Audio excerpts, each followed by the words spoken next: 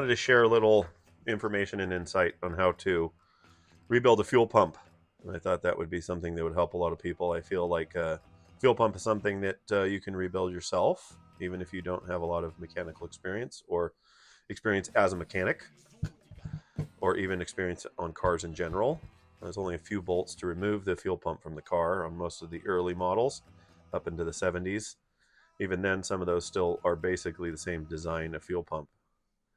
So, first and foremost, you always want to correctly identify it as the part that actually has a problem. And that's very important to do. And even better, you want to diagnose the problem before it actually leaves you stranded on the side of the road. So the fuel pump, this one, it was leaking a small amount, and I could see it leaking around the seal, and I could also see it coming out of the weep hole, which is on the bottom here. You'll kind of see it kind of coming out, and what that means is that your diaphragm is perforated, and it's just old, and it's starting to kind of go away on you, and you need noticing that and knowing that, I immediately went online, and actually there's a company that we get Then and Now. They're thenandnow.com. They have US made parts for US cars, and I like that. They sell you a kit that's fuel resistant. All the diaphragms are fuel resistant. It's the correct kit for this pump. Everything's great. I love that. And it's inexpensive, So after I diagnosed my pump and I was certain that that was the problem, I had ordered my kit. And ordering the kit, there's a couple. This is an early Ford pump, so it's on like Lincoln motors and FE motors and stuff from the early 60s. There's like 3 different pumps available during that time period. Identifying the pump normally means that you're just looking at pictures and comparing what this pump looks like compared to the examples given on the screen. You can do things like count the amount of screws and the top height. One has like a single screw, some has 2 screws. All those things will help you lead to being able to know and understand which kit to order. Before you disable your car and before you take it off of your car, you want to take your kit out to the car, and you want to look at key important things. Like on this one, I counted how many holes there were. There's 10 holes around the diaphragm. Make sure that diaphragm is the right size. Hole layout is the same. That's normally enough for me to feel confident that I can disable my car and I can take this off and then I can rebuild it. I don't recommend not checking your parts. I definitely think it's important that you always check your parts, check what you have, make sure it's what's going to work for your vehicle, and then proceed with your repair. Otherwise, you're going to end up with a car that's all taken apart and no way to put it back together, right? So we'll start with the disassembly. Some key things here that you want to look out for. You want to make sure to look at the face of this little arm, the action arm. This is what the engine pumps against. You want to make sure it doesn't like digging in or any giant problems, are happening there from excessive wear or anything like that. And so if you don't know what that means, you just want to make sure it looks smooth and doesn't have any gouges, and it isn't like a strange shape, it isn't like real flat or it has like a dug in area, right? You also want to look at the housing in general and just make sure that it's in good shape. There's no cracks, it's not crushed, it's not coming apart, the screws aren't stripped out, anything like that. Some of these key fittings that you need, there's no reason to take them off. Like this key fitting here was important to let the fuel in. This goes to the fuel line. I don't need to take this off. You can if you'd like. At minimum, maybe take it off, clean it, and reseal it and put it back on. But the position it's in and where it's located, if you don't have a lot of experience with these things, that could end up causing you problems. So we will start with the disassembly of this. It's fairly simple. You take the cap off up on the top here. Set your screws aside. Keep them in a clean area. Notice that we're working on a clean area so we can see what we're doing and what's going on. Now, the second I pull this stuff off, I want to start matching up parts, right? I don't want to get to the end and have a big pile of parts and ask myself where everything is and what's going on, right? So this one, I want to immediately make sure that what I've got is what was here. And the holes line up. You can see that it is not completely deteriorated yet. So it's in decent shape here, but it is starting to kind of deform and kind of get an imprint on there. It's not bad, but like I said, we're not waiting We're not trying to wait until the car actually leaves us stranded. We are trying to be preemptive about our repairs that we're doing on vehicles. In other words, stop before you get stranded. So now you can see inside here, these are one-way valves, right? This valve only lets fuel into this chamber, right? This valve only lets fuel out of this chamber, right? So your pump diaphragm down here, this is like a holding chamber up here, and your pump diaphragm is acted upon by this little armature down here, and it actually pulls the pump down, which allows fuel to get sucked into this little thing. So you can see that would let fuel in but not out, fills that bottom chamber, and then pushes up through this. So the fuel only flows one way through this. Now there's a really interesting thing. If you have a vintage car and that car is hard to start, in other words, if you come into the car in the mornings and you're cranking, you don't know what's going on, you don't know why it's so hard to start, a lot of times what has happened is that these valves that actually hold pressure in your carburetor, in other words, hold fuel in your carburetor, have gone bad, and fuel is actually just running back into your tank, right? So they don't work very well because they're old, so they're not super efficient at pumping fuel, and they're also not holding that fuel in your tank. So then you could see how that would cause a problem, because what would happen is every night you turn the car off and all the fuel would run back into your fuel tank, and you'd go to start it in the morning and there'd be no fuel there. So these valves actually do a lot more than just work as part of the fuel pump action. They actually keep fuel pressure up against your carburetor so that you can start your vehicle quickly without having to pump or prime.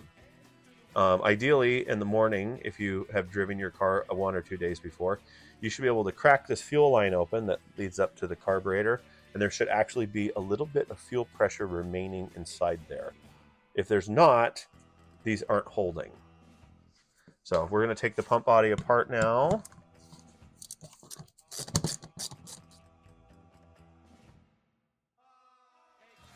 Again, I want to match up parts as they come apart.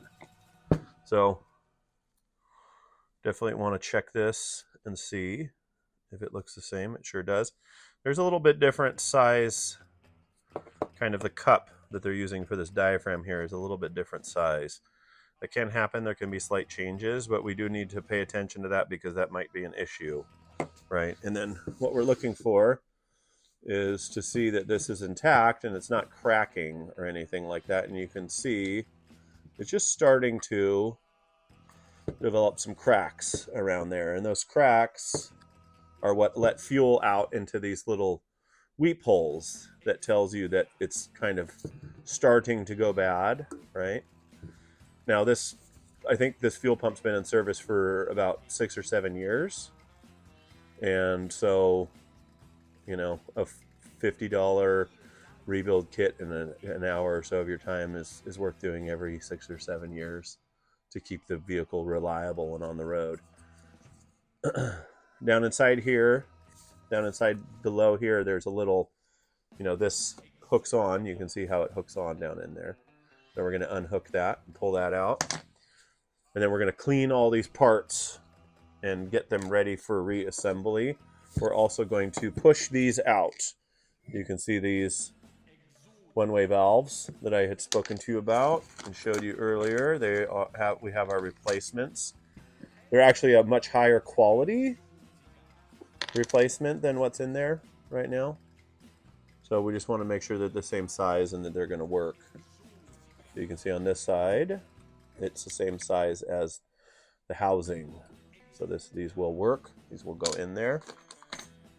Some of the other parts in here, let's look at these real quick.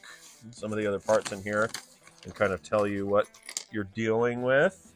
This is the main spring, which can be fatigued. That's under this main diaphragm right here. This is a gasket for you to put it back on, right? This is a seal for one of these one-way valves. There's 2 of these one-way valves. Right, this is probably to hold that seal in. I will verify that shortly. This is the little spring that goes here on top of the action arm, right? And then this little thing right here is actually this post that goes through here and it holds this arm on. Because what we're going to do is we're going to drive that out and pull the arm off. We're going to unhook this. We're going to take this whole assembly apart, and we're going to end up with just an aluminum shell, an arm, the mechanical aspect of this diaphragm, and this shell. And these will be cleaned and sandblasted. This will be cleaned and sandblasted, and then we will put all the parts back together. Right? So I'm just using a simple punch and just the sharp taps. Tap, tap. Nothing too crazy. Just comes out like that. Set that over there. And this, see, this comes out now. This is that little spring. We're matching up the spring.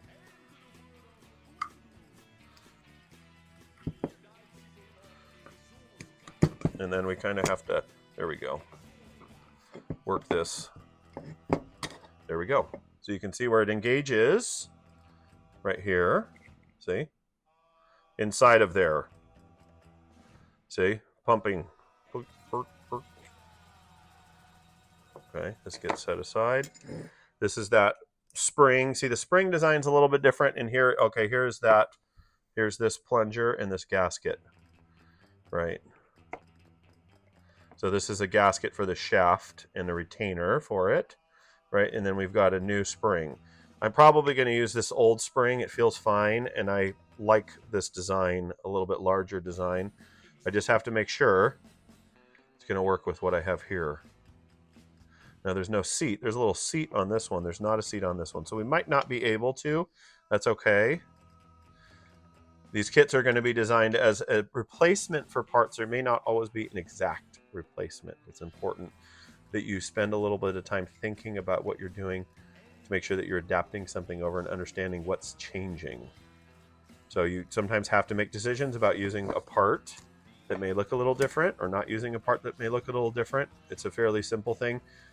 Since these are so easy to take apart and put back together, I think it's fine to put it together and see how it works and then go from there.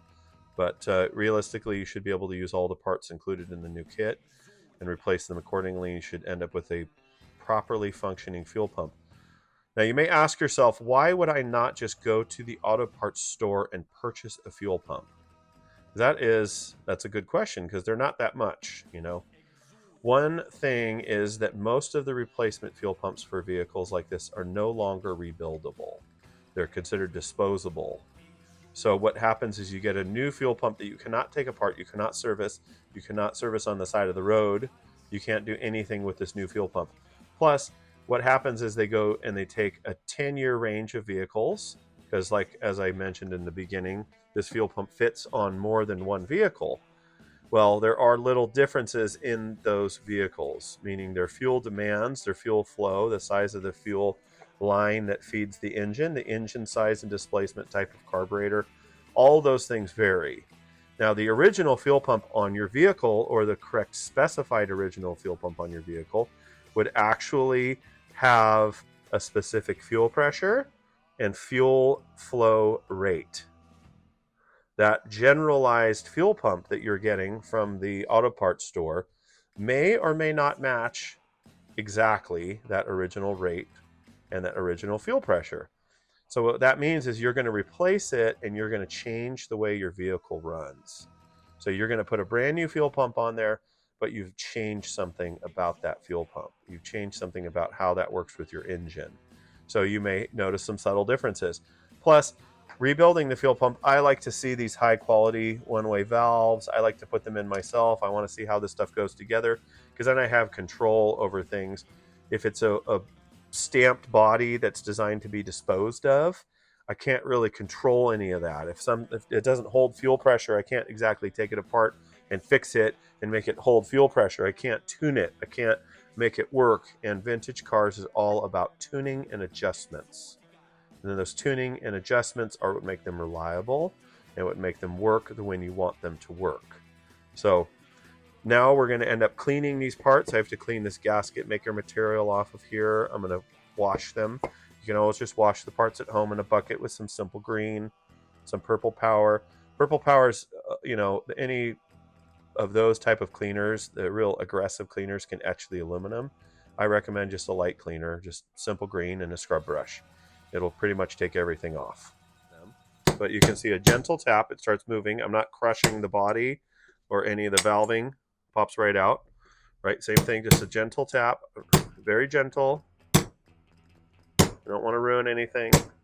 Kind of work it out a little bit at a time. It's almost out. Not pushing hard. I'm not hitting hard. So both of those have popped out. And now, the reason I don't want to ruin those is, again, I didn't wait until my car broke. This is maintenance to keep it reliable, right? So, but I do want to make sure now that these actually fit in there snugly, and they do. So these fit in snug, right? And we also want to note the direction at which they're going, right?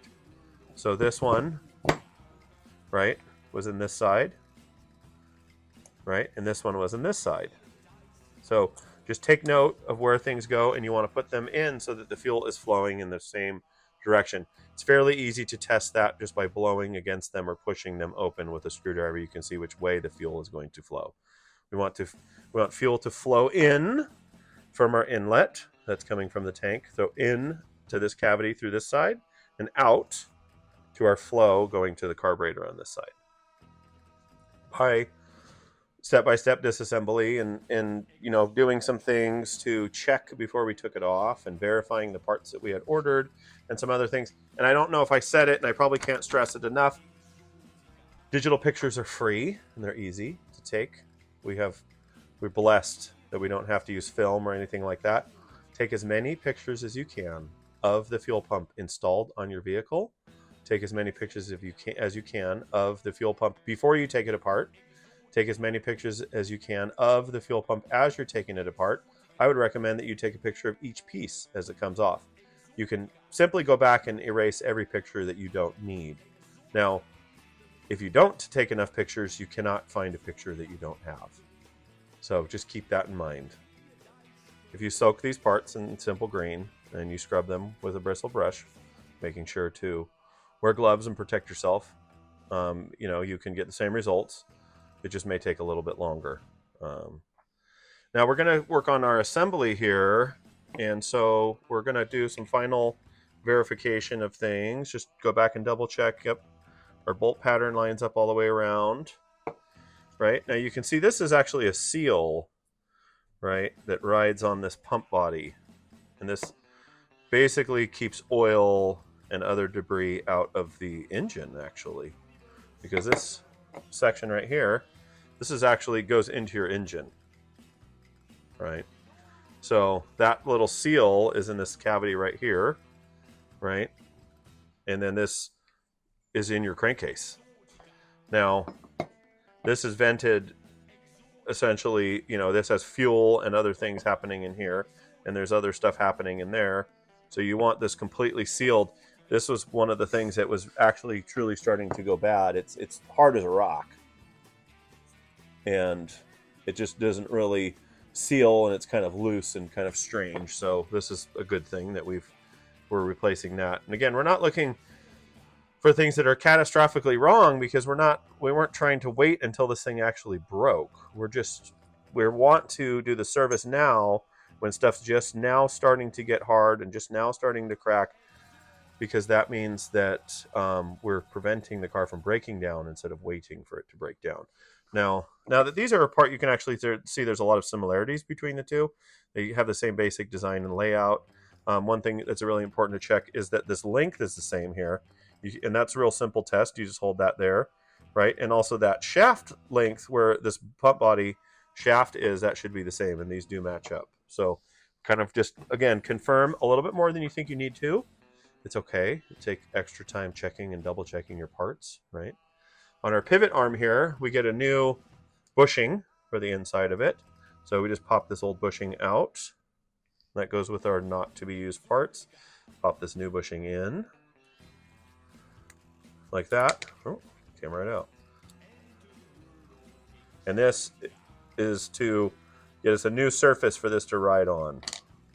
So that goes in there, and this will drive through our pump housing right there after we stick that arm back in. All right.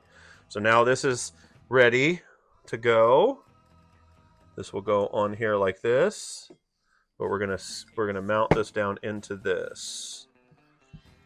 So we're gonna take that, just gonna tap it again very gently, tap it into place, and that was loose inside there in our pump. So this seal was already out of place when we took this apart.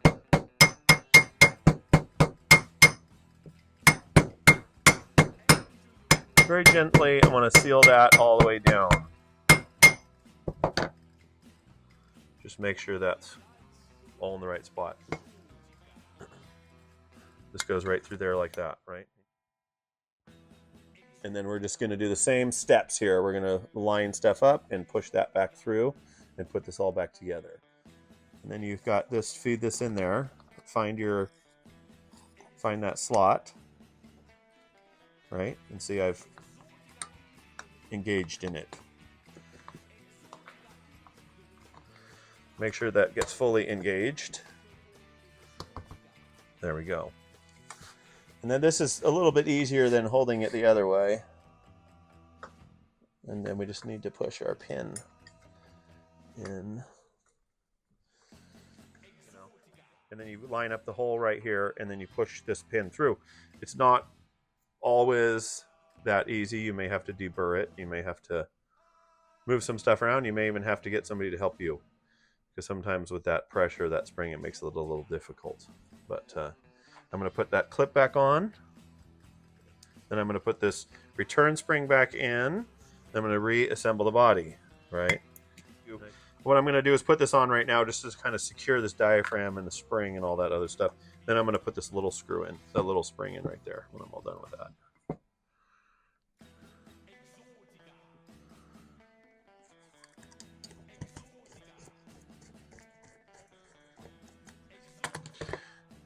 Get all your screws threaded into place just like I discussed before. And then you start tightening up. So I've got all my screws in. I'm seating all my screws down gently, as we talked about before. You can use that star pattern. So now I'm going to tighten them all up. There, go across.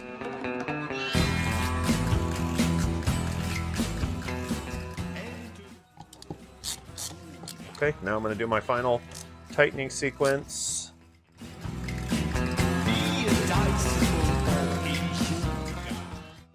Then go around in a circle. Just kind of give them all a little snug. You can always go back and do it later. Don't over tighten them and strip your screws out.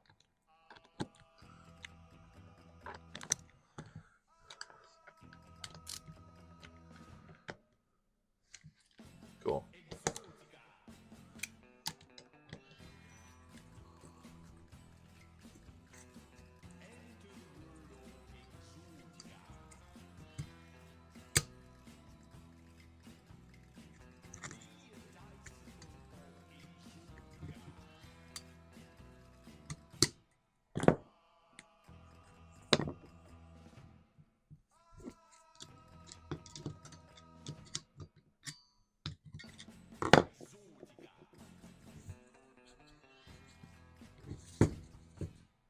Cool. There we have it. I just literally cut both sides of the paper a little bit with my fingers and then kind of turn it into a rubber seal, and then I'll install it on the vehicle like that. They did give us 2 extra kind of lock clips for this pin, but that's probably because it's pretty easy to lose those. But we have no parts left over. Everything's been taken care of. We got our old parts here. Now you could save these. If you had an emergency, you could put them in the back of your vehicle. They're still kind of usable, so if something happened to this one and one of them ripped, you could use one of these parts to get yourself to somewhere to safety or something like that. That's not a horrible idea. Or you can just throw them out. But, put it on your vehicle. Don't over-tighten anything. Pressurize the fuel system, make sure it works. Open the fuel system the next day to make sure there's still a little pressure between the carburetor and the fuel pump. And enjoy driving your vintage vehicle.